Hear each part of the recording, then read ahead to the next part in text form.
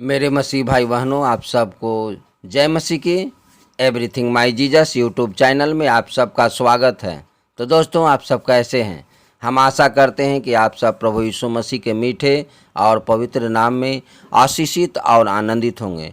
तो दोस्तों, हम फिर से आप सबके बीच में आया हूं, जो बाइबल के एक नए जानकारी लेकर के, जो हम सब के लिए और आप सब के लिए ये आशीष का कारण होगा। और आप सबके ये पता भी होना चाहिए कि ये जो आज बाइबल का जो वचन, जो मुख्य 18 वचन लेकर के आया हूँ। ऐसे तो बाइबल का हर एक वचन है जो परमेश्वर की प्रेरणा से लिखा हुआ है और परमेश्वर की इच्छा से है, और परमेश्वर ने उस सारे वचनों को दिया है।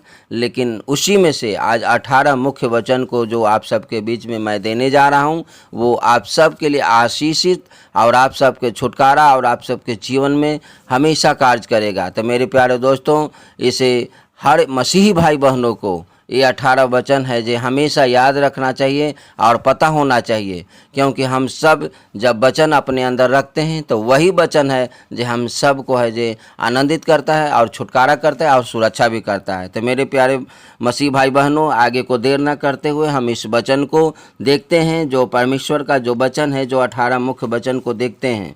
तो हम देखते हैं भजन संहिता 23 अध्याय के 1 और 2 पद में परमेश्वर का वचन कहता है, यहोवा मेरा चरवाहा है, मुझे कुछ घटी ना होगी। वह मुझे हरी हरी चराइयों में बैठाता है, वह मुझे सुखदाई जल के झरने के पास ले चलता है। हाँ मेरे प्यारे दोस्तों, यहाँ परमेश्वर का वचन कहता है कि यहोवा मेरा चरवाहा है, और सच में अगर वो चरवाहा है तो मुझे कुछ घटी ना होगी। और वो हमेशा है जो हम सब के लिए चिंता करता है और हम सब के लिए सही मार्ग पे ले चलता है, ताकि हम सबको भरपूरी से है जे हम सबको चारा मिले, भरपूरी से हम सबको भोजन मिले, भरपूरी से हम सब परमेश्वर की महिमा करते रहें।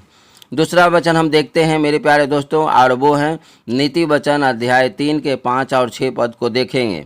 उसमें लिखा है, तू अपनी समझ का सहारा न लेना, वरन संपूर्ण मन से यहोवा पर भरोसा रखना। और 6 में कहता है मेरे दोस्तों, उसी को स्मरण करके सब काम करना, तब वह तेरे लिए सीधा मार्ग निकालेगा। हाँ मेरे प्यारे दोस्तों, हम सब मनुष्यों को अपने समझ का सहारा नहीं लेना है। जब अपने जीने का आधार, अपना मार्ग और सच्चाई और जीवन प्रभु यीशु मसीह को माने हैं, तो हम अपना आधार भी उन्हीं मानेंगे और उन्हीं के बुद्धि ज्ञान और उन्हीं के समझ के द्वारा हमें आगे बढ़ने की ज़रूरत है, ना कि अपने समझ के द्वारा। अगर अपने समझ का सहारा लेते हैं तभी हम गड्ढा में गिरते हैं। और संपूर्ण मन से यहोवा पर भरोसा रखना है, और जो भी काम करें उसको स्मरण करके करें मेरे प्यारे दोस्तों, ताकि हम आप सब का काम सफल होवे। अगला वचन को देखते हैं, यूहन्ना 3 का 16 और 18 पद को देखेंगे। क्योंकि परमेश्वर ने जगत से ऐसा प्रेम रखा कि उसने अपना एकलौता पुत्र दे दिया, ताकि जो कोई उस पर विश्वास करे वह नष्ट ना हो, परंतु अनंत जीवन को पाए। 18 में कहता है मेरे दोस्तों, जो उस पर विश्वास करता है उस पर दंड की आज्ञा नहीं होती, परंतु जो उस पर विश्वास नहीं करता वह दोषी ठहर चुका, इसलिए कि उसने परमेश्वर के एकलौते पुत्र के नाम पर विश्वास नहीं किया। हाँ मेरे प्यारे दोस्तों, परमेश्वर पिता हम सबसे इतना प्यार करते हैं, हम सबसे इतना प्रेम करते हैं कि हम सबको पाप से निकालने के लिए, हम सबको उस गुलामी से छुड़ाने के लिए अपने एकलौता बेटा को यीशु मसीह को इस जगत में दिया, ताकि हम सब पाप से बच सके। हम सब के ऊपर जो जितना बोझ है वो बोझ है जो प्रभु यीशु मसीह के ऊपर दे सके। और यहाँ स्पष्ट रूप से 18 पद में कहता है मेरे दोस्तों कि प्रभु यीशु मसीह पर जो विश्वास करता है उस पर दंड की आज्ञा नहीं है, परंतु जो उन पर विश्वास नहीं करता है वो है जे ठहर चुका, दोषी ठहर चुका। इसलिए मेरे दोस्तों, हम सब जो भी है जे आज छुटकारा पाते हैं तो यीशु मसीह के विश्वास के ऊपर।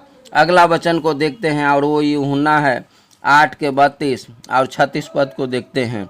तुम सत्य को जानोगे और सत्य तुम्हें स्वतंत्र करेगा। और 36 में कहता है, इसलिए यदि पुत्र तुम्हें स्वतंत्र करेगा तो सचमुच तुम स्वतंत्र हो जाओगे। हाँ मेरे प्यारे दोस्तों, मसीह भाई बहनों, मेरे प्यारे प्रभु यीशु मसीह के लोगों, सच में हम प्रभु यीशु मसीह के पास आते हैं तो सच्चाई को जानते हैं, और जब उनके वचन को पढ़ते हैं तो सत्य हमें मालूम पड़ता है।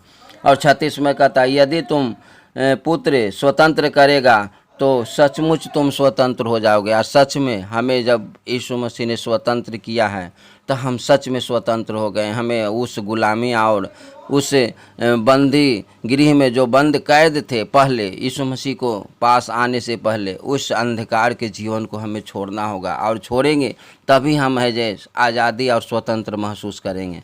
मेरे प्यारे दोस्तों, अगला वचन को देखते हैं और वो है पहला कुरिन्थियों 13 अध्याय के 4 और 5 और 6 और 13 पद को देखते हैं। उसमें परमेश्वर का वचन इस प्रकार से कहता है। 4 में कहता है, प्रेम धीरजवंत है और कृपालु है, प्रेम डाह नहीं करता, प्रेम अपनी बड़ाई नहीं करता और फूलता नहीं, वह अनिरीति नहीं चलता, वह अपनी भलाई नहीं चाहता, झुंझलाता नहीं, बुरा नहीं मानता, कुकर्म से आनंदित नहीं होता, परंतु सत्य से आनंदित होता है।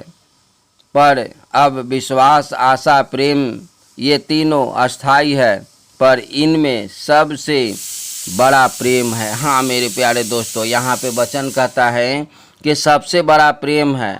और जो प्रेम करता है वो है जे डाह नहीं करता है, वो अपनी बड़ाई नहीं करता है, वो फूलता नहीं है, अनरीति नहीं चलता है, वो अपनी भलाई के लिए हमेशा नहीं चाहता, वो झुंझलाता नहीं है, बुरा नहीं मानता और कुकर्म से आनंदित नहीं होता है, परंतु सत्य से आनंदित होता है। मेरे प्यारे दोस्तों, मसीह भाई बहनों, दोस्तों, आप सबको हमेशा है जे इस वचन को याद रखने की ज़रूरत है कि हमें परमेश्वर ने हमसे प्रेम रखा है और हमें भी प्रेम करने के लिए कहा है, तो एक दूसरे से प्रेम रखें।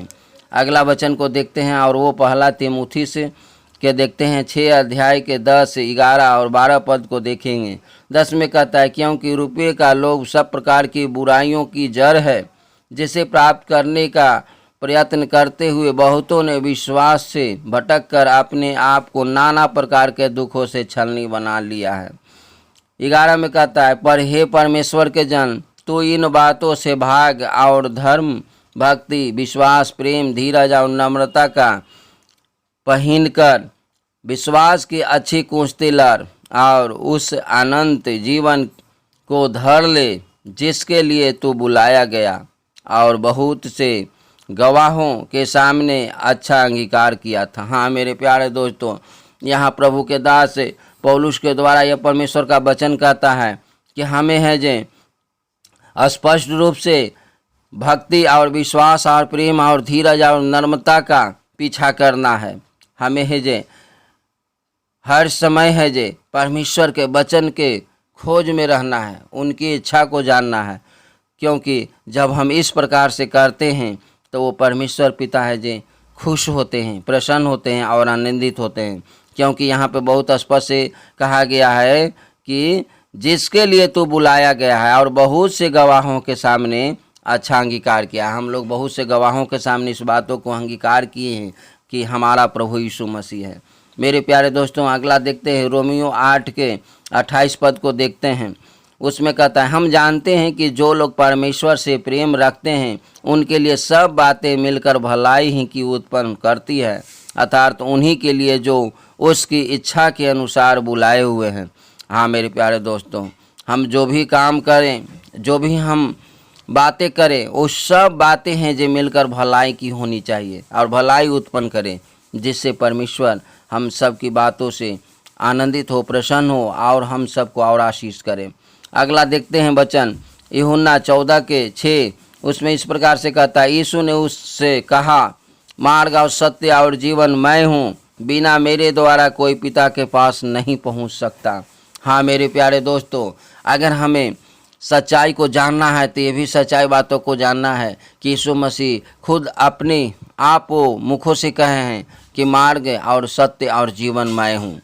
तब मार्ग और सत्य और जीवन यीशु मसीह हैं, तब बिना उनके द्वारा कोई जो पिता के पास नहीं पहुँच सकता। इसलिए हम आप सबको अगर पिता परमेश्वर के पास जाना चाहते हैं तो हमें मार्ग को पकड़ने हुए रहना पड़ेगा, सत्य पे और जीवन को आगे जीते हुए चलना होगा, वो यीशु मसीह के साथ।